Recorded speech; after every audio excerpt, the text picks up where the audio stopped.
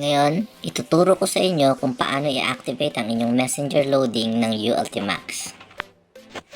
Sa inyong Facebook account, i-follow or i-like po natin ang ULTMax Corp e-loading. Pagkatapos ay magpunta tayo sa ating messenger at i-search ang ULTMax Corp e-loading at i-click ang message at ang show load menu. Pagkatapos ay i-enter ang 11-digit mobile number para ma-activate ang inyong registered ULTMax number. Pagkatapos ay may magte-text sa inyong registered mobile number na OTP na gagamitin nyo sa inyong messenger account.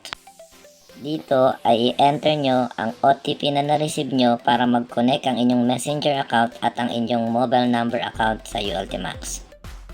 Isa din pong paalala na ang OTP or one-time PIN ay hindi pwedeng i-share sa kahit sino. Pagkatapos mai-enter ang OTP, magtutungo naman tayo sa ating mobile app para mai-on ang connection ng ating messenger at ang ating mobile number na registered sa ULTMax. Dito magpunta lang tayo sa others.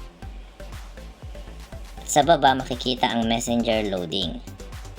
I-click lang po natin ang turn on.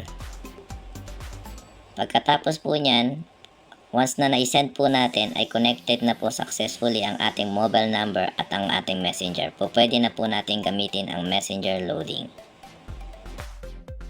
After po niyan, balik po tayo sa messenger. I-open po natin ang messenger. At dito makikita na po natin kung paano gumagana ang messenger loading. So pwede nating piliin ang show load menu para makita natin ng mga telco na kung ano po yung gusto nating loadan. Pwede rin po tayo dito mag-balance inquiry, mag-send ng load fund, at mag-load ng regular load. So yan po nagtatapos ang ating messenger loading tutorial. Maraming salamat at kita-kits ulit po tayo mga ka-ULTMax.